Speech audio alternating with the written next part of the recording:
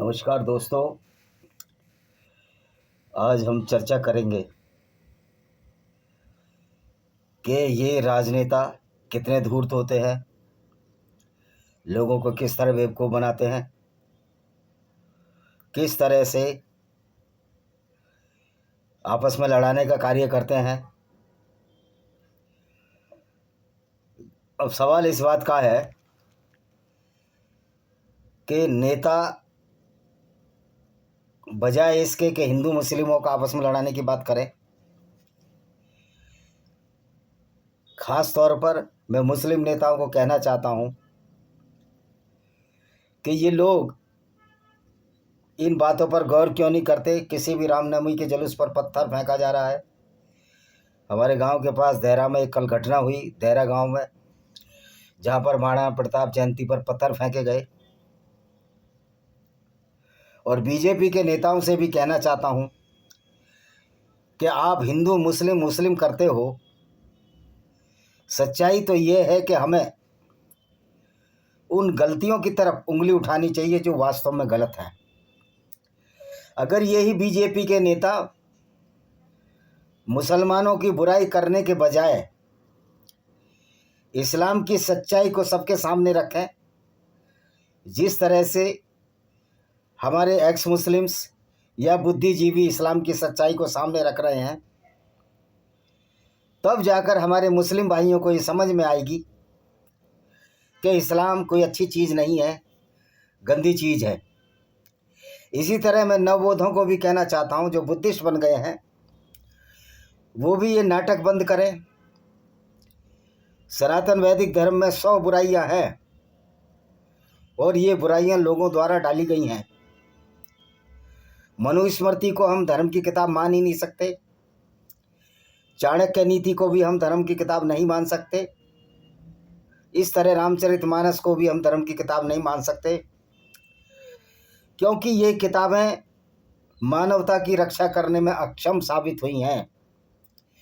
जहाँ रामचरितमानस स्त्री, शूद्र और कुछ ऐसे अन्य वर्गों को गिराने का कार्य करता है, उनकी अस्मिता से खिलवाड़ करता है, उनके सम्मान को चोट पहुंचाता है, वहीं मनुस्मृति कुछ मूर्खतापूर्ण तथ्यों को उजागर करती है कि ब्राह्मण ब्रह्मा के मुख से पैदा हुआ है, क्षत्रिय कंधे या भुजाओं से पैदा हुए हैं, शूद्र पैरों से पैदा हुए हैं और वैश्य पेट से पैदा हुए हैं।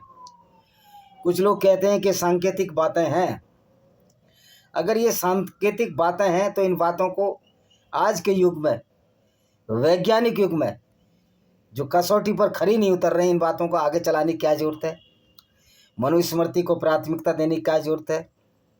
यद्यपि मनुस्मृति में कुछ अच्छी बातें हैं, जैसे वहाँ जहाँ नारी की पूजा होती है देवता बसते हैं, लेकिन वही मनुस्मृति शूद्रों के लिए गलत शब्दों का प्रयोग करती है। रामचरितमानस कहती है कि ब्राह्मण अनपढ़ भी हो तो उसकी पूजा करो। दूसरी बात, मनुस्मृति और रामचरितमानस सनातन वैदिक धर्म का आधार बन ही नहीं सकते, क्योंकि सनातन वैदिक धर्म तो ये कहता है वसुदेव कुटुंबकम, सारा संसार ही हमारा परिवार है। और इसलिए मनुस्मृति में मानव की उत्पत्ति का सिद्धांत उसी तरह गलत है जिस तरह कुरान में और बाइबल में गलत है। ये सारी की सारी आइडियोलॉजी, विचारधारा मनुष्य द्वारा बनाई गई है। तो सवाल इस बात का है कि आज जो चर्चा का विषय होना चाहिए, ये होना चाहिए कि हमारे संप्रदायों में क्या कमी है, बजाय इसके कि हिंदू मुस्लिम क्रिश्चियन का भेदभाव पैदा किया जाए। हमको संप्रदाय की किताबों को मेरिट्स और डिमेरिट्स के हिसाब से, योग्यता और अयोग्यता के हिसाब से देखना होगा। जिसमें योग्यता है उसको मानना पड़ेगा, और जो किताब खराब है, अस्वीकार्य है, उसको रद्दी की टोकरी में फेंकना पड़ेगा। जिस तरह बाइबल ये कहती है कि स्वर्ग वही जाएगा जो ईसाई होगा, उसी तरह जो अल्लाह को मानेगा मुसलमान, वही जन्नत फिरदौस जाएगा, सबसे ऊंची जन्नत जाएगा। ये सब बेतुकी बातें हैं। न किसी ने जन्नत देखा है, न किसी ने स्वर्ग देखा है, न किसी ने हवन देखा है। फिर ईसाई धर्मगुरु इस तरह का प्रचार क्यों करते हैं कि जीसस जो सन ऑफ गॉड था, ईश्वर का बेटा, वो हमारे पापों के लिए मर गया। यानी कि जो पाप आपने किए नहीं हैं उससे पहले वो मर गया उन पापों के लिए। मतलब क्या जीसस को मालूम था कि ईसाई पाप करेंगे? और ये तो कहते हैं कि पूरी दुनिया के हिंदू और मुसलमानों के पापों के मर गया। यानी कि जीसस पहले से ही जानता था कि ये लोग पाप करेंगे और मैं उसका बलिदान दे दूं। यानी कि पाप करें हम और जीसस पहले ही सूली पर चढ़ जाए। और मज़े की बात यह है कि बाइबल का जो चैप्टर जेनेसिस है वो भी एक झूठ और फ्रॉड है कि 7 दिन में पृथ्वी बन गई, सारी कायनात बन गई 6 दिन में, और 7वें दिन यहोवा ने विश्राम किया। और यही नकल कुरान में भी आई है और यही मनुस्मृति में आई है।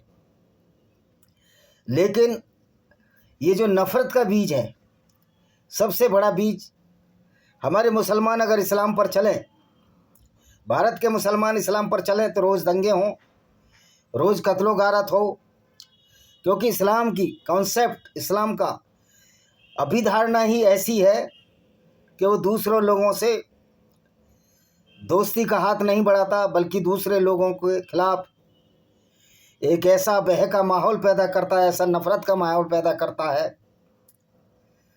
कि जो दूसरे गैर मुस्लिम हैं, इस्लाम के अनुसार उनको जीने का हक नहीं है। तो ये मोदी जी या अन्य नेता, चाहे वो बीजेपी के हों या असुद्दीन ओवैसी हों, भाई आप नफ़रत फैलाने का काम क्यों करते हो? ये काम तो इस्लाम की किताब अपने आप कुरान कर रही है। फिर आपको बीजेपी के लोगों को नफ़रत फैलाने क्यों ज़रूरत है, हिंदू मुस्लिम में बांटने क्यों ज़रूरत है? बजाय इसके कि वो नफ़रत फैलाएं, उनको ये बताना चाहिए, अगर वो सच्चे देशभक्त हैं या सच्चे मानवता भक्त हैं बीजेपी वाले, कि वास्तव में इस्लाम किस तरह से मानवता विरोधी है, किस तरह से इंसानियत का विरोधी है और किस तरह से दुनिया में दंगा और फसाद करता है। ये काम नेता सिर्फ अपने स्वार्थ के लिए करते हैं। शुभेंदु अधिकारी जब जीते तो उन्होंने बोला हिंदू हिंदू भाई भाई, और उसके बाद जय श्री राम के नारे पर सटअप बोलने लगे। तो ये नेता बड़े ही मूर्ख प्रकृति के लोग हैं। इनको ना सनातन वैदिक धर्म का मालूम है, ना क्रिश्चियनिटी का, ना इस्लाम का। ये सिर्फ हिंदू मुस्लिम ईसाइयों में नफ़रत फैलाने की बात करेंगे। भाई बात चोट पर करो, बात जड़ पर करो। जहाँ जड़ पर चोट होगी तभी वो वास्तव में उद्धार होगा। हिंदुओं का भी उद्धार होगा, मुस्लिमों का भी उद्धार होगा और ईसाइयों का भी उद्धार होगा। जहाँ तक ज़्यादातर धर्म, अगर सनातन वैदिक धर्म की वसुदेव कुटुंबकम की बात को हम मान लें तो उसके सिवाय सारे धर्म नफ़रत फैलाते हैं।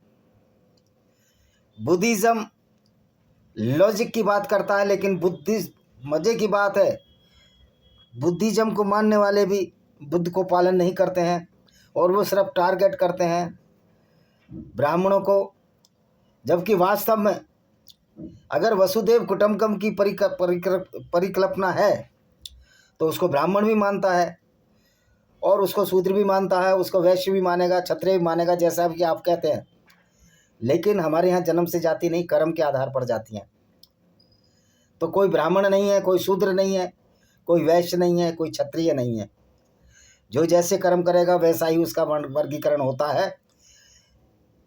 जो सेना में जाएगा वो क्षत्रिय है, वीर है, बहादुर है। इसी तरह वर्गीकरण और समुदाय का भी हो सकता है। लेकिन हमारे जो बुद्धिस्ट है, न्यू बुद्धिस्ट, वो ब्राह्मणों को गाली देते हैं। अरे ब्राह्मणों को गाली मत दो, आप उस विचारधारा को कंटेम्प्ट करो, उस विचारधारा की आलोचना करो जो वास्तव में भेदभाव फैलाती है, ऊंच नीच का। और इसमें 3 किताबें, मनुस्मृति, रामचरितमानस, 2 तो प्रमुख हैं ही हैं। कौटिल्य का मैंने अभी पूरा पढ़ा नहीं है।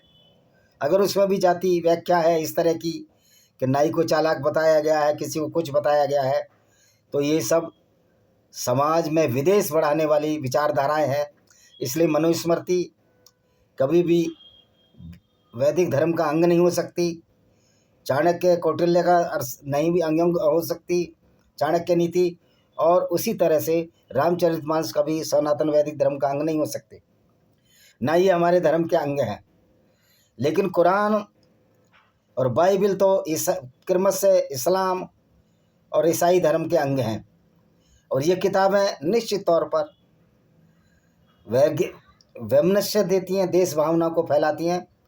तो देश के पॉलिटिक्स वाले लोग अगर चाहते हैं कि देश में समृद्धि और शांति आए, तो उन्होंने मुसलमान, हिंदू और ईसाइयों पर टिप्पणी ना कर उन धर्म की, उन किताबों की व्याख्या करनी चाहिए जो वास्तव में हमारे देश की संस्कृति, हमारे देश की अखंडता को तोड़ने के लिए पर्याप्त हैं, जिसमें कुरान का नाम सबसे बड़ा प्रमुख नाम है।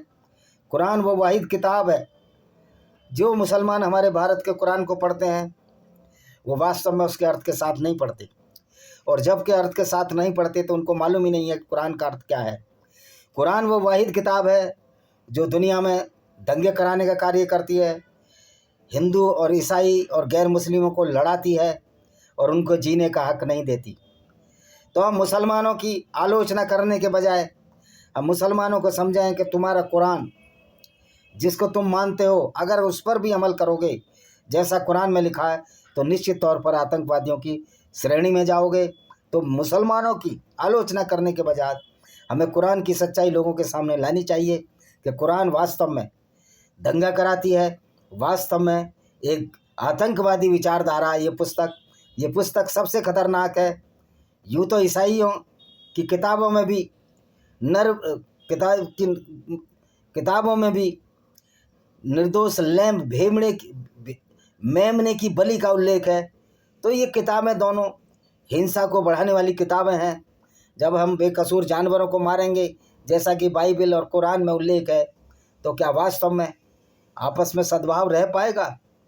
क्योंकि जिसने जानवर मारा वो इतना क्रूर और अत्याचारी हो जाता है, वो इंसान को भी कत्ल करने में उफ तक नहीं करेगा। क्या जानवरों का इस दुनिया में जीने का हक नहीं है? जहाँ तक मांसाहार की बात है, तो शेर जन्मना मांसाहारी प्राणी है, इंसान मांसाहारी नहीं है। क्योंकि कालांतर में जब कंदमूल फल खाने से हमारी एलिमेंट्री कैलोरी इतनी लंबी हो गई है कि हम कार्निवोरस जीवों की श्रेणी में नहीं आते। तो दोस्तों, हमें मुसलमान की आलोचना करने के बजाय कुरान की उन बातों की आलोचना करनी चाहिए जो इंसानियत के लिए खतरनाक है, और वास्तव में कुरान इंसानियत के लिए सबसे ज़्यादा खतरनाक है। इसी के साथ में हम इस वीडियो को विराम देते हैं। वंदे मातरम। जय हिंद। आपका दिन शुभ हो।